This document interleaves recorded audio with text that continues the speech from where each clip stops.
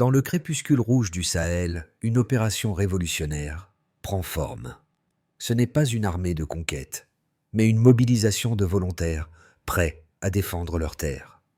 Les habitants de Canaries, armés seulement de leur détermination, interceptent un convoi de militants venus semer le chaos. Ce qui commence comme un murmure dans le vent devient un rugissement. L'histoire de ces hommes, qui se battent pour la liberté et la dignité de leur peuple, soulève une question brûlante. Pourquoi l'Afrique se bat-elle seule pour sa souveraineté? Et qui décide des récits qui la définissent? Ce qui se passe à Canaries n'est pas qu'un simple affrontement. C'est un symbole de la résistance silencieuse qui se réveillait dans tout le Sahel. Le peuple de cette région, traditionnellement réduit à une simple présence dans les récits internationaux, est en train de redéfinir sa place dans l'histoire.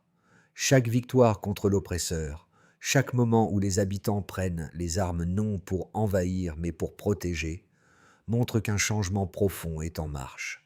Ces hommes et ces femmes, sans médaille ni récompense, se battent pour leur dignité, leur terre, leur avenir. Mais l'enjeu est bien plus grand.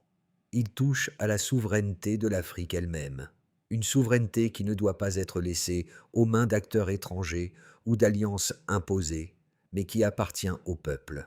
Dans un monde où les récits sont souvent écrits par ceux qui détiennent le pouvoir, ce qui se passe ici pourrait bien réécrire ce que l'on pensait savoir sur la résilience et la liberté. Lorsque le convoi des militants est intercepté à la périphérie de Canaries, ce n'est pas simplement une victoire militaire. C'est un moment où l'histoire se redéfinit. Derrière cette action se cache une vérité souvent ignorée. Le Sahel, loin d'être une région abandonnée à la guerre et au chaos, et c'est un lieu où la souveraineté est redéfinie, non par des négociations diplomatiques ou des traités internationaux, mais par des hommes et des femmes déterminés à protéger leurs terres. Leurs actions ne sont pas seulement une réponse aux attaques, mais une affirmation de leur droit à l'autodétermination. La guerre ne se livre pas seulement sur les champs de bataille, elle se livre aussi dans les récits qui sont écrits ou omis par ceux qui contrôlent les médias et la narration globale. Les habitants de Canaries, ces agriculteurs armés de courage et de conviction, ne sont pas des combattants traditionnels. Ils ont appris à lire le silence de la terre, à reconnaître les signes avant-coureurs du danger. Leur victoire contre les militants, pourtant bien équipés, révèle quelque chose de plus profond. La puissance d'un peuple lorsqu'il se lève pour défendre ses valeurs et son territoire. Ce n'est pas une simple histoire de défense. C'est une lutte pour la souveraineté contre des forces qui cherchent à imposer leur pouvoir sur la région, souvent par la force ou par la manipulation des récits. Mais cette victoire, bien qu'importante, n'est qu'une petite partie d'un conflit beaucoup plus vaste qui se joue non seulement au Sahel, mais à l'échelle de l'Afrique. Derrière chaque victoire locale se cache un défi majeur, celui de préserver la liberté face à l'ingérence extérieure. Les militants interceptés n'étaient pas seulement des ennemis armés, ils étaient aussi porteurs d'une guerre plus vaste, une guerre idéologique et géopolitique qui se joue bien au-delà des frontières du Sahel. Ce moment à Canaries marque une étape importante dans la bataille pour la souveraineté. Mais la route reste longue et semée d'embûches. À Canaries, un homme se distingue parmi les défenseurs. Amadou, un fermier qui incarne le courage et la résistance du peuple local.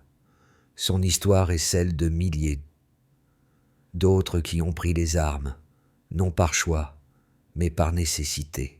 « Mon père s'est battu pour l'indépendance, dit-il. Il est mort avant de pouvoir l'avoir.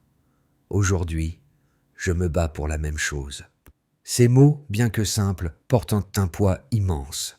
Ils résument la lutte d'une génération contre l'oppression, une lutte qui remonte à plusieurs décennies, bien avant la prise des armes par les jeunes de Canaries. Ce n'est pas seulement Amadou qui est le héros de cette histoire. L'ensemble de la communauté a répondu à l'appel de la défense de la patrie.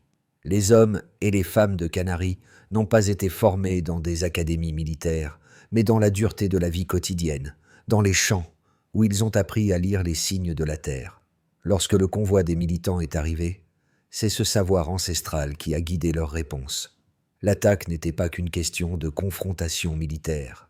C'était une réponse à l'humiliation endurée par les générations précédentes, une réponse contre l'invisibilité du peuple sahélien dans le récit mondial. Ce moment a marqué un tournant pour la communauté, mais aussi pour le Sahel tout entier. Il a envoyé un message fort. Le peuple sahélien n'est plus prêt à rester silencieux face à la menace. Cette première victoire est la preuve que, même face à une armée mieux équipée, la volonté d'un peuple peut renverser les rapports de force et redéfinir les règles du jeu. L'attaque à Canaries n'était pas un simple incident local, mais un événement qui a déclenché une série de réactions en chaîne à travers la région. Tout a commencé avec un convoi de militants envoyés pour semer la terreur et le chaos dans la région. Mais ce qu'ils ne savaient pas, c'est que le peuple de Canaries, uni et déterminé, attendait leur arrivée. Armés uniquement de leur courage et de leur détermination, ils ont frappé avec une précision étonnante. En quelques heures, le convoi a été encerclé et les militants ont été neutralisés. La réaction de la communauté locale n'a pas été motivée par la simple défense de leur territoire, mais par une volonté de montrer au monde que la souveraineté de l'Afrique appartient aux Africains eux-mêmes. Le peuple de Canaries, composé principalement de paysans et de travailleurs, n'a pas agi de manière chaotique. Chaque mouvement, chaque décision était le fruit d'une préparation tacite et d'une connaissance intime de la terre qu'ils protégeaient. Là où d'autres auraient vu une situation désespérée, eux ont vu une opportunité de réaffirmer leur dignité et leur droit à la liberté. Leurs actions ont envoyé un message fort, non seulement à leurs ennemis, mais aussi au reste du Sahel et au monde entier. Ils étaient prêts à tout pour défendre ce qui leur appartient. Mais l'impact de cette victoire ne s'est pas limité à Canaries. La nouvelle s'est rapidement propagée à travers les villages voisins et au-delà des frontières du Burkina Faso. Ce qui avait commencé comme une petite escarmouche est devenu un symbole de résistance pour toute la région. Les habitants d'autres villages ont commencé à se rassembler, organisant des formations pour défendre leurs propres terres. L'idée de la défense volontaire de la patrie, connue sous le nom de VDP, a pris de l'ampleur. Ce modèle a été vu comme une alternative à l'intervention militaire étrangère, souvent critiquée pour son inefficacité et son manque de compréhension des réalités locales.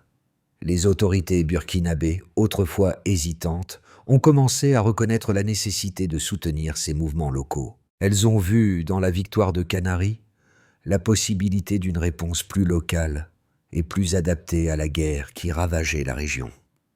L'opération Python Rouge, comme on l'a appelée, est devenue un symbole de la nouvelle résistance africaine face aux forces extérieures, qu'elles soient militaires ou économiques. Cette mobilisation a aussi ravivé l'espoir dans les cœurs de nombreux Africains qui, pendant des décennies, ont vu leurs terres envahies et leur souveraineté bafouée par des puissances étrangères. Mais derrière ces victoires se cache aussi un prix élevé. Chaque bataille, chaque confrontation rappelle les sacrifices immenses des populations locales. Si la victoire à Canaries était une avancée, elle n'était que le début d'un combat de longue haleine. Le pays tout entier était désormais confronté à un défi de taille. Comment continuer cette lutte sans tomber dans le piège de la violence extrême ou de l'isolement? Comment concilier la défense de la souveraineté avec la nécessité d'une stabilité durable?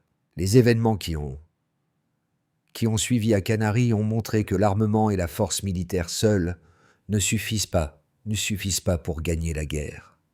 Ce sont la détermination et la volonté de tout un peuple, son désir de liberté et de justice, qui ont fait la différence.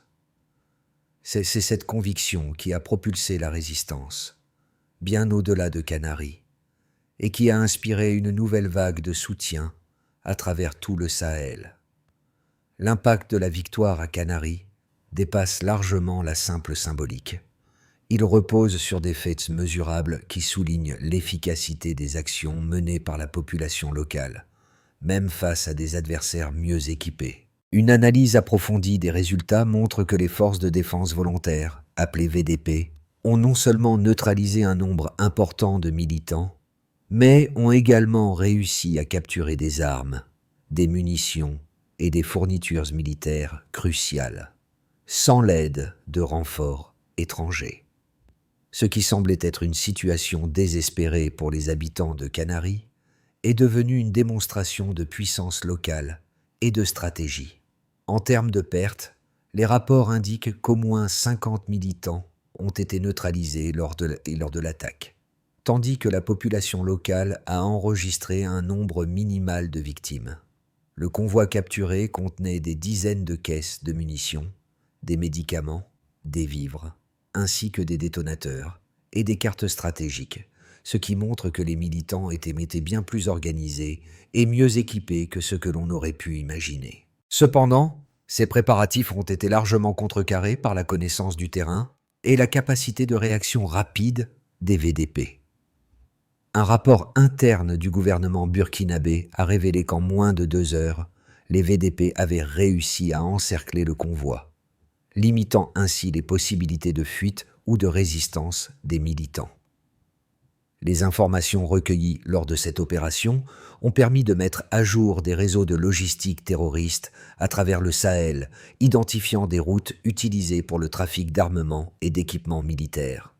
Des centaines de documents ont été récupérés, prouvant l'existence de collaborations secrètes avec des acteurs extérieurs, y compris des fournisseurs d'armements étrangers, ce qui met en lumière la dimension internationale du conflit. Ce réseau, qui semblait jusqu'alors invisible pour les autorités, a été mis à jour grâce à l'intelligence collectée par les VDP et les militaires burkinabés.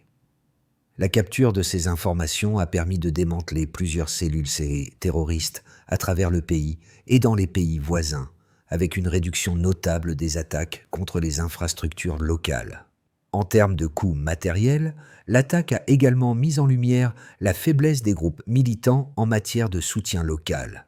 Alors que les militants avaient apporté des fonds et du matériel de guerre, leurs réserves étaient limitées.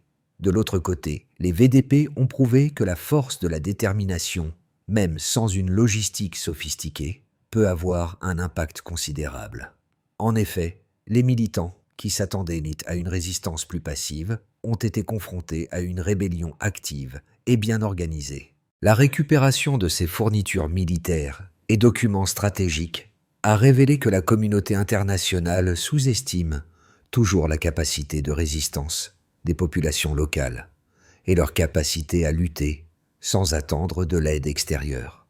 Les effets quantifiables de l'attaque sont aussi visibles dans l'augmentation de la participation des communautés voisines aux formations de défense. Des milliers de nouveaux membres ont rejoint les rangs des VDP, renforçant ainsi le pouvoir de mobilisation de la société civile face à une menace commune. En quelques semaines seulement, le nombre d'adhérents aux groupes locaux de défense a augmenté de 40% dans certaines régions, signe que l'exemple de Canaries a inspiré et galvanisé de nombreuses autres communautés au Sahel. Cette série de victoires et de découvertes stratégiques ne fait que confirmer que la souveraineté africaine, loin d'être un concept théorique, est une réalité vécue par des millions de personnes qui choisissent de se défendre et de protéger leur territoire par leurs propres moyens. Le récit de Canaries a suscité diverses interprétations, notamment parmi ceux qui estiment que ce genre de résistance ne peut qu'empirer les choses, en exacerbant la violence et en conduisant à un cycle sans fin.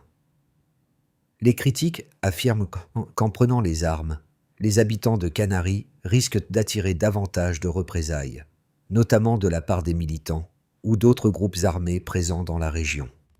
Certains analystes soulignent que cette forme de résistance pourrait se transformer en une guerre prolongée, avec des pertes humaines et matérielles considérables pour les civils locaux. De plus, l'isolement politique croissant des pays comme le Burkina Faso pourrait entraîner des sanctions internationales, affectant négativement l'économie et la stabilité de la région. Cependant, il est important de noter que cette critique ne prend pas pleinement en compte la réalité vécue par les populations du Sahel. Pour elles, la question n'est pas simplement de choisir la violence, mais de survivre dans un contexte où leur dignité, leur culture et leur souveraineté sont constamment menacées. Le choix de résister, même avec des moyens limités, est en réalité une réponse à des décennies d'interventions étrangères et de négligence de la part de la communauté internationale. Le Sahel, souvent laissé pour compte dans les discussions mondiales sur la sécurité, est désormais un lieu où les peuples locaux prennent les choses en main, refusant de se laisser définir par des puissances extérieures. Il est également essentiel de considérer le rôle central des VDP dans la transformation du Sahel. Leur mobilisation dépasse le cadre militaire.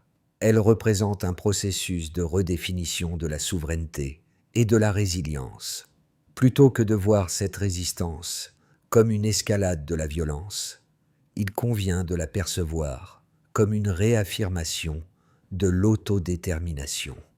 Ces actions permettent non seulement de protéger les populations locales, mais aussi de créer un modèle alternatif à l'intervention militaire internationale. Il ne s'agit pas seulement d'une lutte armée, mais d'un combat pour reprendre le contrôle des récits et des décisions qui affectent leur avenir.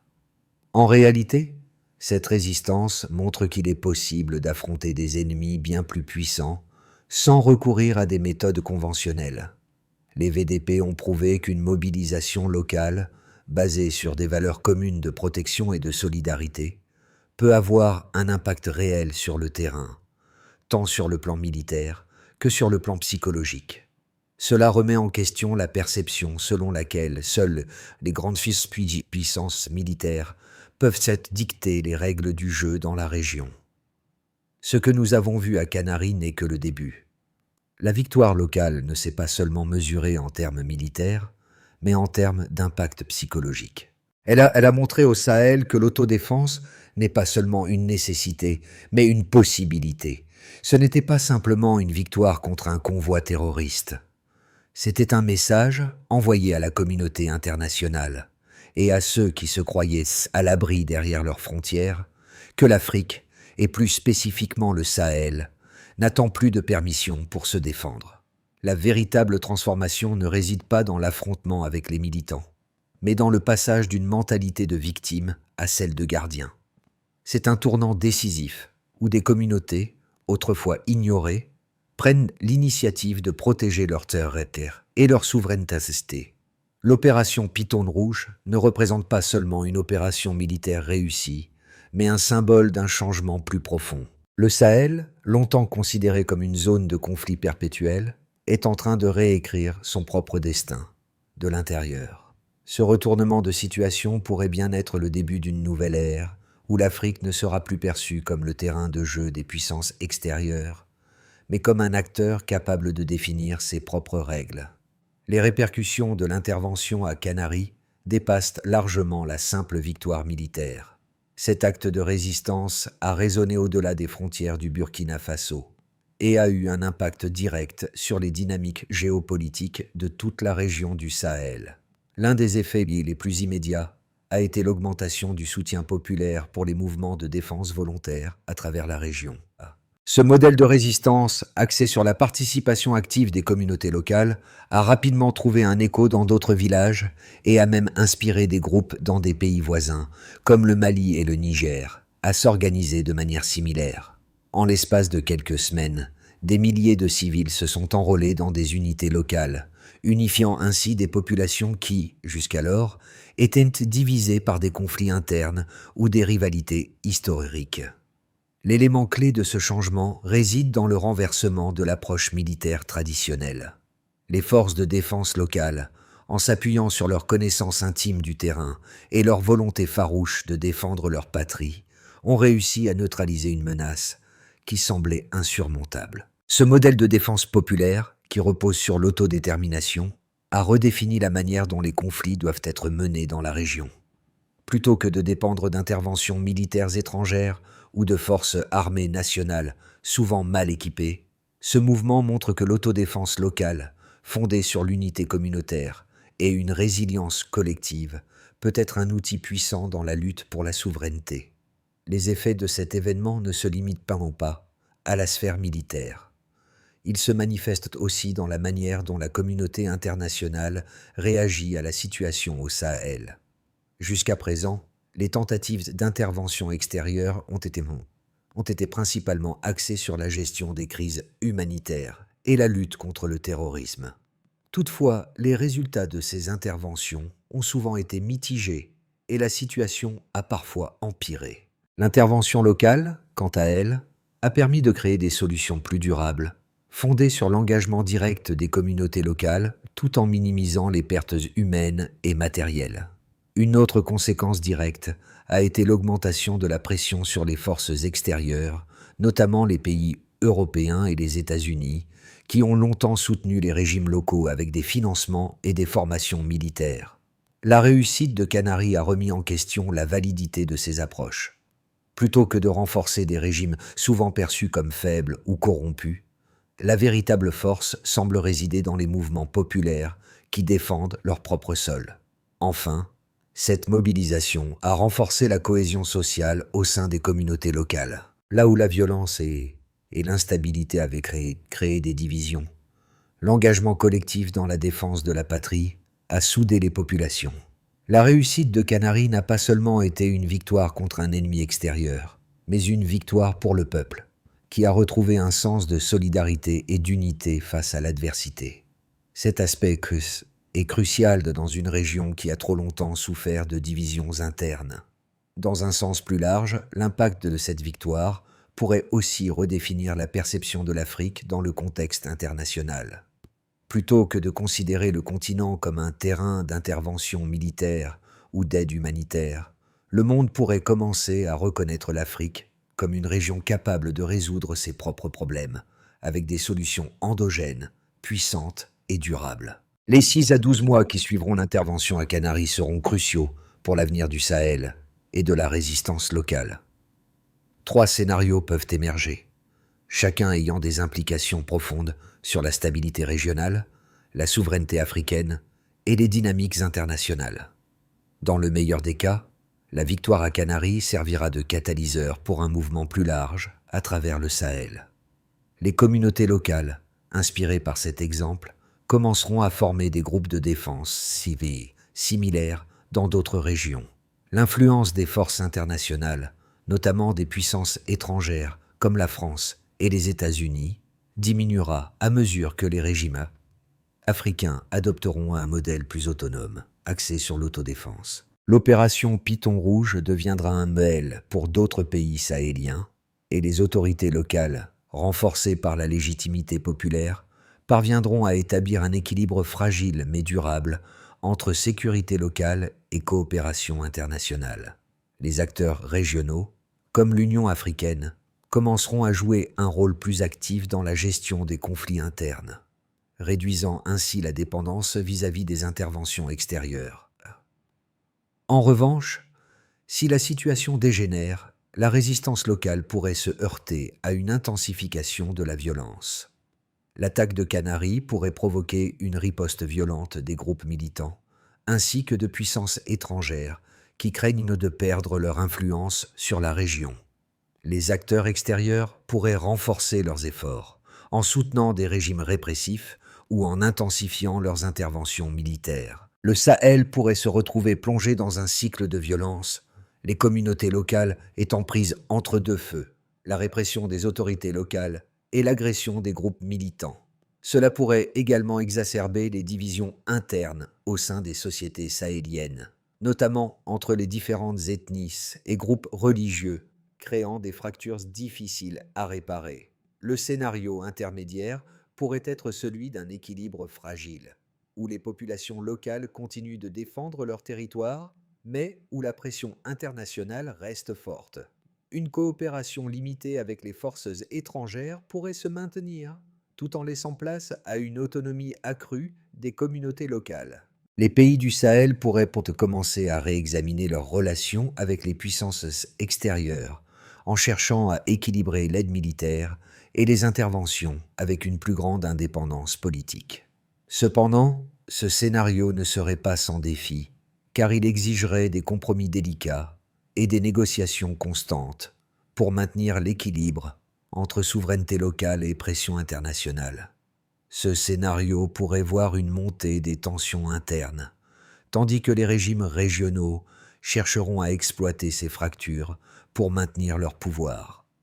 Dans tous les cas, les mois à venir détermineront si la victoire à Canaries est un tournant vers une nouvelle ère de souveraineté africaine ou si elle marque simplement un moment temporaire de résistance, avant que les défis internes et externes ne reprennent le dessus. Au-delà des chiffres et des victoires militaires, l'histoire de Canaries parle avant tout aux consciences. Elle interpelle chaque spectateur, chaque citoyen africain, sur ce que signifie défendre sa dignité dans un monde où les récits dominants sont souvent écrits ailleurs. Derrière chaque homme et chaque femme qui s'est levé à Canaries, il y a une leçon universelle. La liberté ne s'octroie pas, elle se protège, parfois au prix du silence, parfois au prix du sang. Pour beaucoup, cette résistance résonne comme un rappel à l'ordre moral, celui de ne pas se résigner. Les habitants du Sahel n'ont pas choisi la guerre, elle leur avait imposé. Mais dans la poussière rouge du désert, ils ont trouvé une raison de se tenir debout, une cause plus grande qu'eux. Les images de ces paysans devenus défenseurs de leur patrie rappellent à l'Afrique tout entière que la souveraineté ne commence pas dans les palais, mais dans les villages, là où la mémoire du sol est la plus forte. Pour les jeunes générations, le message est clair. Il n'y a pas de petite contribution dans la défense d'une nation. Chacun peut agir, que ce soit par l'éducation, la solidarité ou la vérité.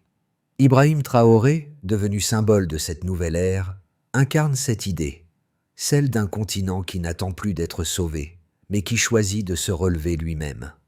À travers ses visages anonymes, c'est tout un peuple qui s'adresse au monde, non pas pour demander pitié, mais pour exiger respect. Ce combat n'est pas celui d'un seul pays, mais d'un continent entier qui redécouvre le pouvoir de sa propre voix. Pour que le Sahel continue sur cette voie de résilience, plusieurs étapes clés doivent être franchies. Premièrement, il est impératif de renforcer la coopération locale et régionale. Les communautés doivent être restées unies, non seulement pour se défendre, mais pour bâtir une stabilité durable.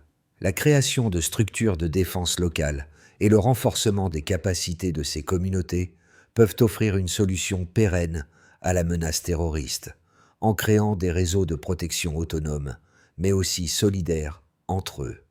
Deuxièmement, l'éducation et la sensibilisation sont des leviers essentiels. Pour que la souveraineté locale ne soit pas un combat isolé, il est crucial que la population, particulièrement les jeunes, soit éduquée aux enjeux géopolitiques et à l'importance de défendre leur territoire. Des programmes de formation militaire de base, mais aussi civiques, doivent être mis en place pour préparer les générations futures à la gestion des crises. Troisièmement, la diplomatie régionale doit être activée pour soutenir les efforts locaux et garantir que les voix africaines soient entendues sur la scène internationale. L'Afrique ne doit pas seulement être perçue comme un terrain de bataille, mais comme un acteur clé dans la gestion de ses propres défis. En ce sens, des forums de discussion panafricains devraient être organisés pour créer des alliances stratégiques entre pays voisins. Enfin, l'accès aux ressources, notamment aux technologies de défense, doit être amélioré. Les pays sahéliens devraient investir dans la recherche et le développement pour renforcer leur autonomie militaire et économique, tout en réduisant leur dépendance aux puissances extérieures. Le chemin vers une véritable souveraineté passe par l'autosuffisance.